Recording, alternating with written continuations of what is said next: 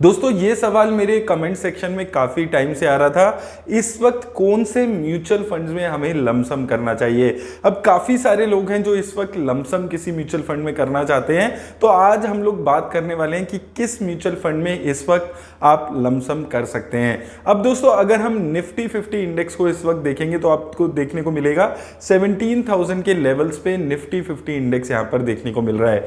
उसके अलावा अगर आप मिड कैप को देखेंगे, मिड कैप 100 को देखेंगे तो यहां पर भी एक अच्छा खासा बढ़त देखने को मिल रही है और स्मॉल कैप में भी पिछले एक महीने में एक अच्छी खासी इंक्रीमेंट देखने को मिला है। लेकिन अगर आप पिछले एक साल का पैटर्न यहां पर देखेंगे तो आपको यहां पर क्या देखने को मिलेगा कि यहां पर आप देखेंगे कि निफ्टी 50 इंडेक्स में 1-2% की रिटर्न है पिछले एक साल में। मिड कैप 100 को अगर आप देखेंगे तो वहां पर आपको 7-8% की रिटर्न देखने को मिलती है। लेकिन जैसे ही आप स्मॉल कैप 100 इंडेक्स पे आएंगे तो आपको देखने को मिलेगा कि अभी भी एक साल में नेगेटिव रिटर्न्स ये दे रहा है। ऑल टाइम हाई अगर आप निफ्टी स्मॉल कैप 100 इंडेक्स की बात करेंगे 12,000 के आसपास रहा है और अभी 9600 के आसपास स्मॉल कैप 100 इंडेक्स चल रहा है। तो एक अच्छा खासा अभी भी ऑल टाइम हाई से स्मॉल कैप 100 इंडेक्स यहां पर नीचे आया हुआ है। अब दोस्तों होता क्या है स्टॉक मार्केट में कि जब भी आप स्टॉक मार्केट को देखेंगे तो जब मार्केट बढ़ना शुरू करता है तो सबसे पहले लार्ज कैप कंपनीज बढ़ती है, फिर जब लार्ज कैप कंपनीज का रन अप आता है उसके बाद मिड कैप कंपनीज बढ़ती हैं और सबसे एंड में स्मॉल कैप कंपनीज में आपको रन अप देखने को मिलता है। यही एक सेम पैटर्न 2020 में भी आपको देखने को मिला था। हर बार यही एक पैटर्न फॉलो करते हैं स्टॉक मार्केट में। वैसे ही जब मार्केट में गिरावट आती है तो सबसे ज्यादा गिरावट भी उस टाइम पे सबसे पहले स्मॉल कैप कंपनीज में आती है। अभी दोस्तों मार्केट ने एक अच्छा खासा रन अप दे दिया है। अगर आप निफ्टी 50 इंडेक्स को देखेंगे लगभग ऑल टाइम हाई के आसपास जाने वाला है, लेकिन उसके बावजूद भी स्मॉल कैप 100 इंडेक्स ने अभी भी अपने ऑल टाइम हाई से 20% के आसपास नीचे है। तो यहां पर आपको अभी भी इन्वेस्ट करने की अपॉर्चुनिटी मिल रही है।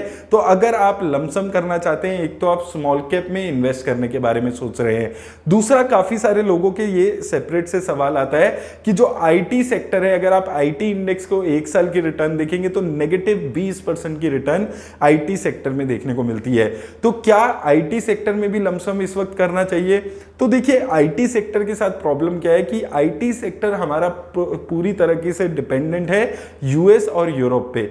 वहां पे 50-60% का रेवेन्यू हमारा यूरोप यूएस से मेजर आईटी कंपनीज जनरेट करती हैं। तो जब तक यूएस और यूरोप में अच्छा खासा कुछ इंप्रूवमेंट नहीं होती है इकोनॉमी में, हमारे आईटी सेक्टर में भी दिक्कतें आ सकती हैं। तो आने वाले टाइम में अगले 6-8-9 महीने साल भर में हो सकता है आईटी सेक्टर में भी आपको दिक्कत देखने को मिले।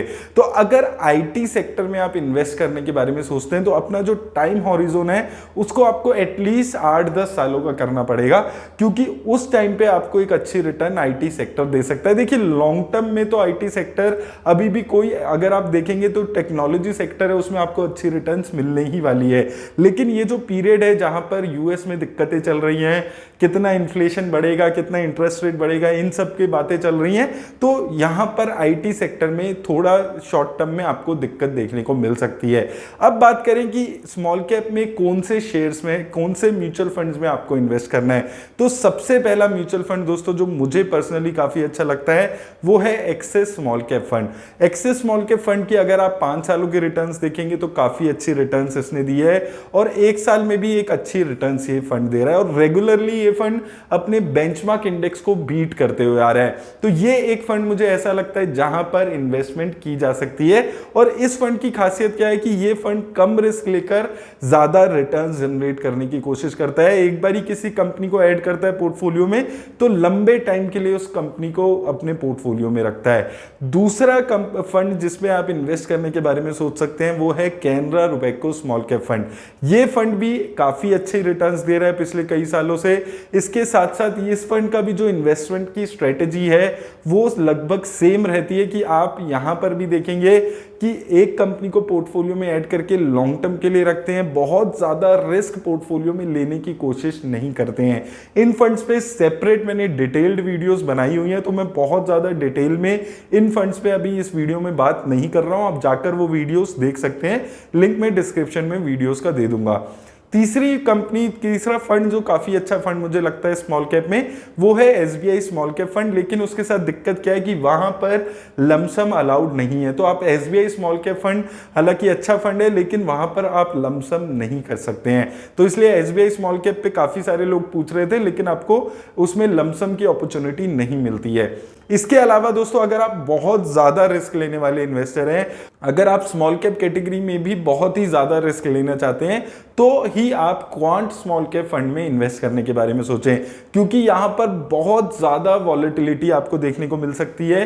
कंसिस्टेंसी भी काफी कम है क्वांट स्मॉल कैप फंड में। तो अगर आप बहुत ज्यादा रिस्क ले सकते हैं, आप बहुत ज्यादा नुकसान उठाने का रिस्क लेना चाहते हैं, तो आप स्मॉल कैप फंड में भी, क्वांट स्मॉल कैप फंड में भी इन्वेस्ट करने के बारे में सोच सकते हैं। और वो इन्वेस्टर्स जो 10 सालों के 15 सालों के टाइम हॉरिजॉन से आईटी सेक्टर में इन्वेस्ट करने के बारे में सोच रहे हैं, तो आईटी सेक्टर में आईसीआईसी प्रूडेंशियल टेक्नोलॉजी फंड एक काफी अच्छा फंड मुझे लगता है। एक कंसिस्टेंट लंबा बड़ा रिकॉर्ड है इसका, पिछले 15-20 सालों का रिकॉर्ड, एक अच्छा रिकॉर्ड है इसका।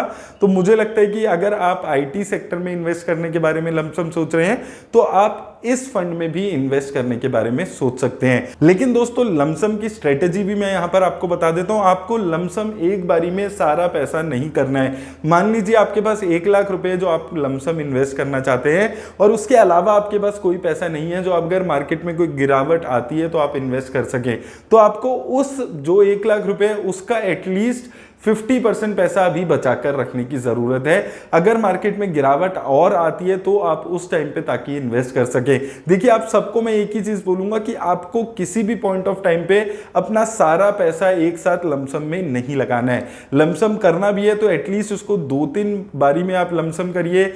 इस बारी आपने, जैसे मान लीजिए आपने सितंबर में अभी लमसम कर दिया, उसके बाद 2 महीने बाद लमसम कर दिया, फिर 2 महीने बाद और लमसम कर दिया। ऐसे बांट कर इसको आप लमसम करने के बारे में सोचो। और मुझे लगता है कि अभी बेस्ट अपॉर्चुनिटी स्मॉल कैप और आईटी सेक्टर में लॉन्ग टर्म के पर्सपेक्टिव से यहां पर आपको मिलती है। लेकिन आपको दोनों ही में क्या चीज ध्यान रखनी है कि रिस्क बहुत ज्यादा रहता है, चाहे आप आईटी सेक्टर की बात करें, चाहे आप स्मॉल कैप शेयर्स की बात करें। लेकिन आपको इन दोनों ही टाइप के फंड्स में इन्वेस्ट करते हुए ये चीज ध्यान में रखनी है कि ये दोनों ही फंड्स में जो रिस्क है वो बहुत ज्यादा होता है।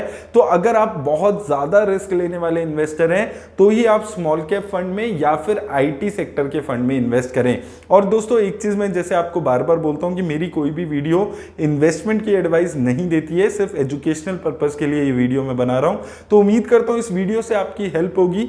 मेरी तरफ से बस इतना ही। धन्यवाद।